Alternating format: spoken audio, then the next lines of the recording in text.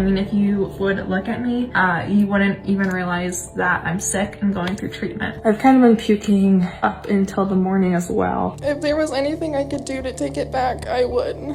The reality is that I can't. Do you guys remember this TikToker who faked cancer in 2022? If not, her name is Maddie Russo, and well, she has finally appeared in court. A lot of things happened in 2021 with this TikTok influencer. Many people opened their hearts to embrace her with her cancer journey, which just turned out to be entirely fake. From scamming people that were extremely close to her, her tower of lies really came crumbling down in the end. Now, we're gonna watch some of these interrogations in the courtroom that just recently took place, with the judge giving the actual sentence to Maddie Russo. But before we do, let's go back a year and see where this all started. Now, in 2019, she originally only got diagnosed with diabetes, but then later on in 2022, they found a mass around her pancreas, which then revealed the fact that Maddie actually had pancreatic cancer, to where the cancer had spread apparently to her blood, causing her to now have leukemia on top of everything else. But regardless to all of this, Maddie right here stayed brave as she went onto TikTok to tell everyone that she wasn't defined by her illnesses, a beaming hope for people that are going through this. But before we get into the videos of the court hearings, today's comment shout out, and that goes to Kaylee Peacock. Thank you so much for your comment.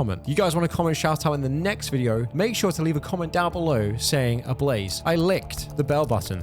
You. Type 1 diabetes does not define me. Pancreatic cancer does not define me. As she then decided to document the whole thing from start to finish, saying that this is going to be outside of her comfort zone, but heck with it, because life is short, with some people stating the fact that she is showing what real cancer looks like. Through her documenting all of this, it would really turn out to be her downfall. And on February 10th of 2022, quite possibly the worst day of my life, I got the call from my oncologist, and they found a mass on my pancreas, and I had stage 2 pancreatic cancer at just 19 years old. It was one of my worries. I was like, do I do it? Do I not? But I'm glad I did, because it has been probably one of the best distractions. How did Maddie manage to keep her hair while going through chemotherapy? Like, it doesn't really make a whole lot of sense. I know there are rare cases where that has happened, but on a whole, it seems very unlikely. Well, Maddie explained it away with this TikTok, which is actually unbelievable. Biotin, collagen, and keratin are crucial vitamins that are shown to help with like hair, skin, and nail growth. Not only is that a complete and utter lie, because let's be honest, the reason why she has her hair is a secret little trick, and that is actually the fact that she never went through chemo in the first place, sidestepping the treatment. You'd be amazed how much that helps with the fact of her keeping her hair. But despite that, she then tried to sell these types of treatments, medications, and vitamins to her audience, selling out, saying this is the reason why I can keep my hair is because of stuff like this. Link in the bio if you want to get yours. I mean, I don't feel like I have to say on what a terrible person Maddie is from just faking cancer, but really the cherry on top scammed her audience, you guys, in trying to buy products that are complete BS. And of course, that is going alongside with the fact that she has a GoFundMe at this stage where people managed to raise $37,803, calling it Maddie's fight against pancreatic cancer. She then also had her advice that she would give to people that were facing real cancer. Now, she ended up befriending a lot of people apparently that actually had cancer, and she started writing articles and bullet points on her Facebook like this. Her advice: get regular lab work done. It could save your life. Take care of your mental health. Do not take any moments for granted. Maybe don't fake cancer should be added to this list, with other inspirational posts saying stuff like this: when you get knocked down 9 times, you stand up 10 more times. Every day I go to war with myself because in order to survive, I have to fight like hell. Type 1 diabetes does not define me. Pancreatic cancer does not define me. Leukemia does not define me. Maddie, which is quite strange because she says it doesn't define her, but yet it's clearly defining her quite a lot. But don't worry guys, the inspirational stuff doesn't end there. As if that wasn't already just enough of a slap in the face. People ask me,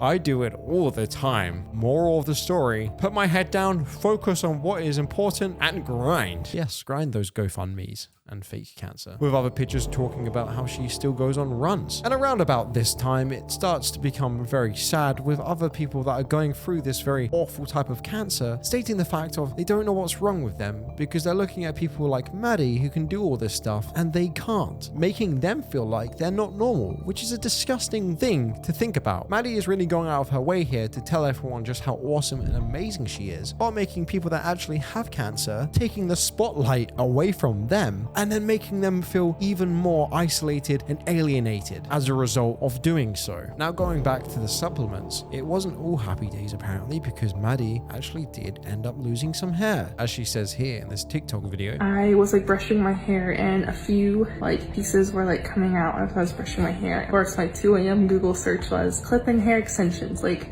wigs. Even though this is a picture of what that looked like, which to me obviously looks like you straight up just cut out some of your hair. That isn't what hair looks like when it's falling out. You can tell because it's not the full length. It's obvious at this point that she just got a pair of scissors and cut her hair. People started questioning this quite a lot around this time, having their doubts. And those doubts grew even bigger after Maddie posted a picture of her that wasn't even her. She took it off of Google, which a quick Google search with an image can show you this picture. Then people on TikTok started making videos calling her out. Maddie was making TikToks talking about what it's like to have cancer, but she missed out a few important steps, the details of what it's actually like, because people who are experts in this field came out and started reacting to some of those TikToks calling her out. She posts pictures like this that have her port. And I don't know if you've ever seen a cancer port. They're not usually this sloppy. And what got a lot of people that started talking is that this is a feeding tube. This is an NG tube. It goes in your nose, down into your stomach, right? It's not prime. And what that means is that if she was really using this, first of all, there's nothing in that bag. This would be where the nutrition would be. There's nothing in this bag. And if she was actually being fed via feeding tube, this tube would be full of this white liquid. There's nothing in that. So she would just be pumping air into her stomach. And those look like cotton balls. And her port is still messy. Also, you see that right there? That little purple spot? Yeah, that's supposed to be down in her stomach. That's her taking something and going like this and saying it's an NG tube. What the hell kind of chemo port is that supposed to be? First off, it's in the wrong place. And this is what the bandaging looks like. She's not in the hospital because there's a lamp right there. Jay, hospitals have lamps. Yes, but not ones that are in the background at her apartment in other videos, where she clearly took the picture off the wall behind it. This is when the comments started shifting with comments like this. I don't understand why she would lie like that, because God will make her have it for real. Then what? This sad and crazy. My brother suffered and died from pancreatic cancer. I hope karma pays a visit to her. Liar needs to do some jail time for her actions. To break down the whole story of exactly what happened is best reported here as the downfall of Maddie. It was Thursday, February 10th, and Maddie Russo was sitting in her accounting class at St. Ambrose University. Her cell phone buzzed. She looked at the screen and had no idea her life was about to change forever. Now, a little more than 8 months after being diagnosed with pancreatic cancer, the 2021 North Scott graduate's world was rocked to its very core. After learning last week that a football-sized tumor is attached to her spine, Maddie is trying to make sense of what her life is going to look like. Yes, you read that right. Maddie, a lifelong Eldridge resident, seems to be in the fight of her young life, and she's just 19 years old. Life has been crazy, she said last week. It's like a catch-22. I can't win for losing. I feel like I've been rocked to my soul, and right now, everything is kind of uncertain. I just want to know my game plan, and right now, I don't know what that is. Of course, every day can't be sunshine and rainbows, but you can't just choose to be mad at the cancer. It just happens to people. If you stay depressed and in a dark space, I feel like your body will never get better. Maddie's cancer journey began last winter, 2 years after being diagnosed with type 1 diabetes, which means the pancreas produces little or no insulin. Last winter, Maddie remembers feeling just a little bit off and recalls having sporadic fevers, some bloody stools, and random nosebleeds. However, her annual blood checkup revealed that her white blood cell count was not in the normal range. A variety of tests pointed her to the University of Iowa's Hospital Oncology Department, which led to what she describes as the worst day of my life. It was early in the morning, and I had been anxiously awaiting these test results, said Maddie. My phone rang, and it said Iowa City Oncology. I stepped out of the classroom and took the call. They told me they had found a mass on my pancreas, and that I had stage 2 pancreatic cancer. I was terrified, and I definitely still am. I was in shock. I didn't think it could be true. I'm so young, and I wondered how this could happen. I went through all the emotions, and I was pretty numb. I remember hanging up the phone, and I was a mess. I was literally bawling, but somehow I ended up getting the courage to wipe away my tears and went back into class, which now, when I think about it, was pretty crazy. The news was devastating. Maddie was expecting doctors to tell her they could find nothing wrong. When you hear pancreatic cancer, it's so nasty, she said. You never want to get cancer, and if you do get diagnosed, you can't choose where you get it. Of all the ones, why does it have to be this one? A 20-year-old Iowa woman who lied online about battling pancreatic cancer and having a tumor the size of a football to bilk donors out of $37,000 has fessed up to the scheme. Maddie Russo from Bettendorf appeared before a judge Wednesday and pleaded guilty to first-degree theft, reported station WQUAD. When she's sentenced at a later date, Russo could face up to 10 years in prison. Russo had initially pleaded not guilty to the theft charge stemming from her elaborate con, as part of which she pocketed donations from more than 439 unsuspecting well-wishers, including cancer organizations and school districts. The then 19-year-old Iowa woman was arrested in late January after police said she faked having stage 2 pancreatic cancer, acute lymphoblastic leukemia, and a tumor the size of a football that wrapped around her spine. So now finally that we are all up to date, I feel like it's time to look at the court hearing that Madison had. Now firstly, I want to show Madison actually speak for herself. She actually created a statement, and this is what she had to say at the court hearing today, talking about her absence and the fact that she hasn't made any posts or even talked about the case or talked about what she had done, and she explains that all here. Your Honor, first and foremost, I want to thank the court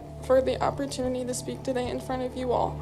I have not spoken this entire time while my case was ongoing for several reasons, so this is difficult to talk about, but I'm just going to try my best. This experience, has been by far one of the most difficult things to navigate in my life. It has been very scary and challenging in more ways than one. I fully acknowledge that what I did was wrong, and I am incredibly sorry. If there was anything I could do to take it back, I would. The reality is that I can't. The only thing I can do is correct it, learn from it, and move forward. I beat myself up about it the whole last year in silence because I didn't know how to tell anybody what was going on. After January, I have continually beat myself up about it as well. I realize that I can't undo the past, but that doesn't mean that I still can't walk away from this experience as a better human and move forward. My goal now is to make amends in the ways I can, try to learn from my mistakes, figure out how I got myself here so I don't repeat this terrible mistake, and do what I can to turn this lesson into a positive, with the hope that I can make amends and hopefully positively influence the many people touched by my poor choices, cancer, or people mistakenly thinking about following in a similar mistaken path. A lot of people have made speculation as to why I did this and how somebody who looked like they had everything together could have such a mess. I didn't do this for money or greed. I didn't do this for attention. I did this in an attempt to try and get my family back together. I come from an extremely broken and separated family ever since I was 2 years old. Over the years, it has gotten steadily worse, and a lot has happened internally to our family. A family is supposed to be one that's drawn together, not drift further and further apart. I was always told that, quote, I was the only one that could fix it, and I have tried for years. Nothing was working, and I kept pulling for everybody to be a normal, functioning, loving, supportive family. I thought if I said what I said, it would make everybody pull together. It didn't work, and it only got worse. After that happened, I didn't know what to do. I couldn't tell anybody, and too many people knew already. From here, it all went downhill, and it snowballed quickly and hard. The way I went about this was not right, and I wish I would have sought out help regarding my family before making this immature decision. I was 18 years old, and I was a freshman in college when it took place. I'm young, and I don't know it all. I was not being rational. I have learned a lot from this experience, and I want to take this bad moment in my life and turn around and do good for society. I want this to reach an audience to say that it is okay if you are struggling and you need help. It is not a sign of weakness to say that you need help with something and you're not okay. I wish I wouldn't have done this a long time ago. It is also a reminder that everybody is silently battling something and you never know what is going on in somebody's life. Let this be a reminder to give each other more grace and compassion. Some might say I looked like I had it all together. I didn't. Instead, I had a situation I was stuck in a family that was, well, about as far from family as it can get. I had deep wounds I never learned how to heal from little on. I'm not afraid to admit that because it meant I finally learned how to heal from the inside out and realize that I am not God. I can't fix everything that is not in my control. All I can do is be a better version of myself every day, step by step. I have taken big steps to grow and learn from my choices and the things that have gotten me here. I have been engaged in counseling and I plan to continue. I've also continued working. I am set to finish college in May and start an exciting new chapter in my career that I feel fortunate to have. In the future, I want to go back to school and get my master's. But most importantly, I want to create my own family someday. I want to break this cycle of how I grew up. And I wanted to make a family that I wish I had. One full of love, belongingness, support, cheerful gatherings at holidays and celebrations, and a cohesive unit. God willing, I pray for this. I also pray for all of those that were hurt by my irrational decision. I pray for the damage that has resulted from my actions and any harm or disrespect I caused or showed to anyone battling cancer, touched by cancer, or fighting to help people with cancer or other medical issues. Your Honor, I'm a good kid. I know I am still a good person. I have a lot to give to this world and I don't give up. I would do anything to take back what I did. Again, I am so terribly sorry.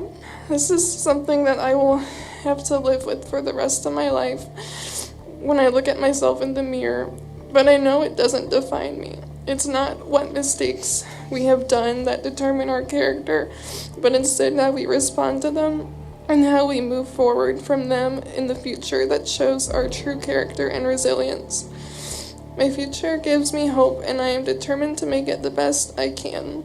I ask for forgiveness and a second chance. Now, I'm sure like many of us watching this don't really feel too bad. I do think that people can absolutely change and change for the better, and hopefully she does. But right now, I have no sympathy for this at all. Now, this was pretty recent, by the way. This only happened about 2 weeks ago. In this court hearing, we have Rhonda Miles, who is the founder and president of the Nikki Mitchell Foundation in Nashville, Tennessee. She helped the TikToker previously to try and get a second opinion on her cancer, and also helped her with some of the funding that Madison got. She appears in court today, and this is what she had to say about being scammed by Madison. We connected Madison and her mother, Peggy, for emotional support with other patients and family.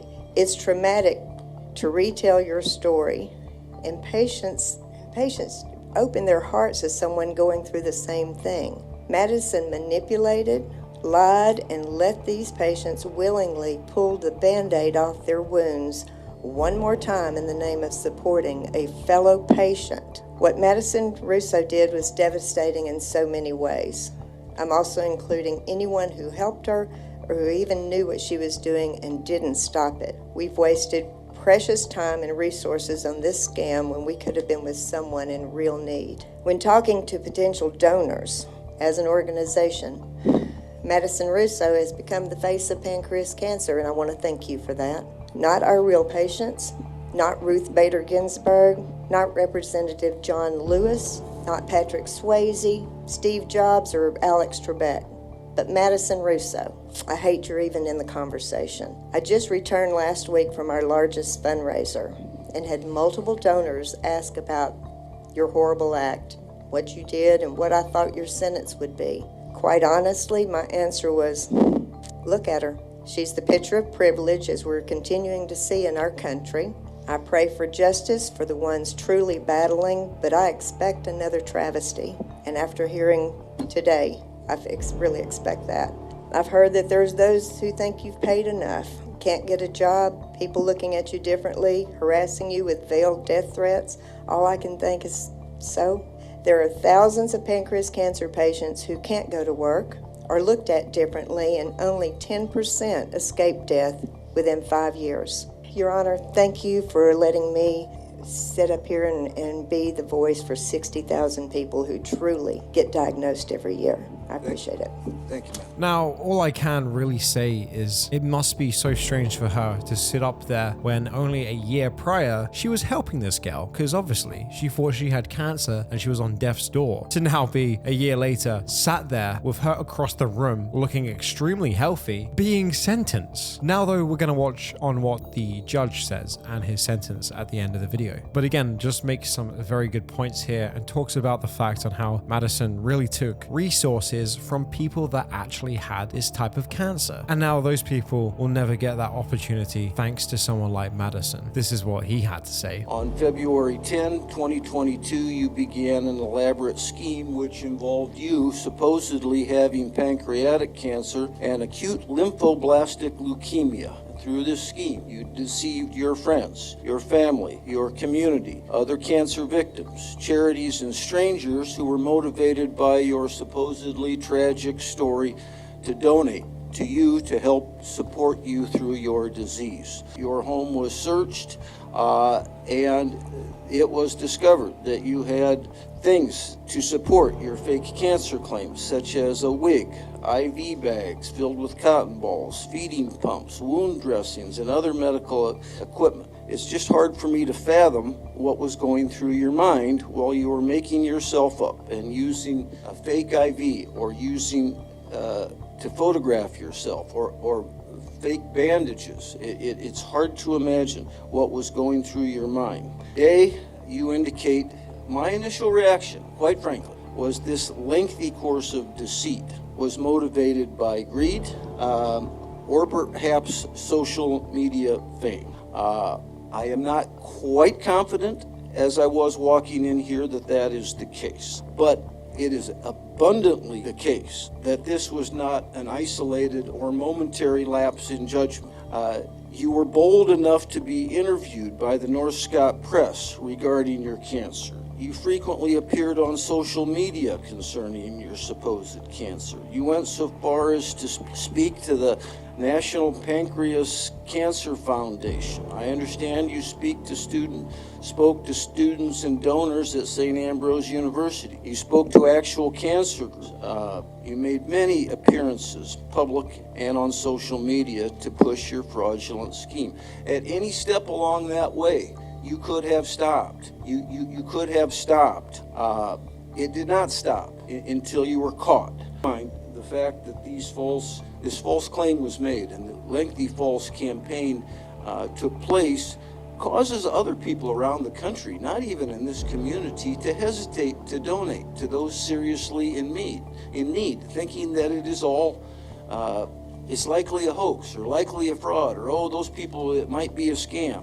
So this crime did not just affect those people who directly donated, but people out there who might be inclined to $1,370, which is not suspended. The Iowa Medical and Classification Center at Mitchellville,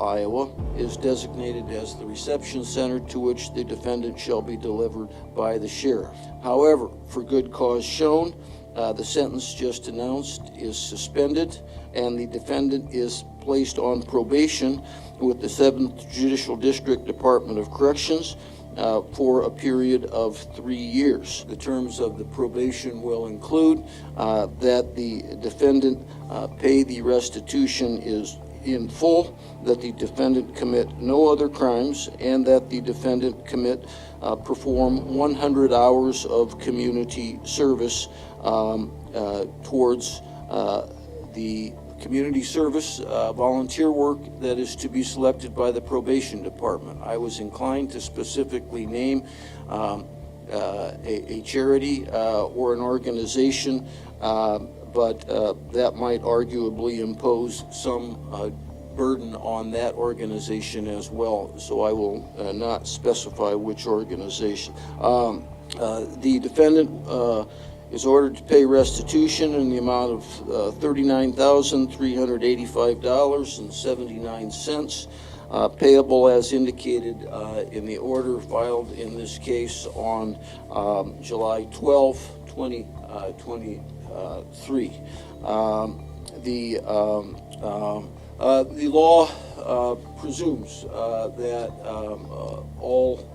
presumes that the defendant has the reasonable ability to repay. Category B costs.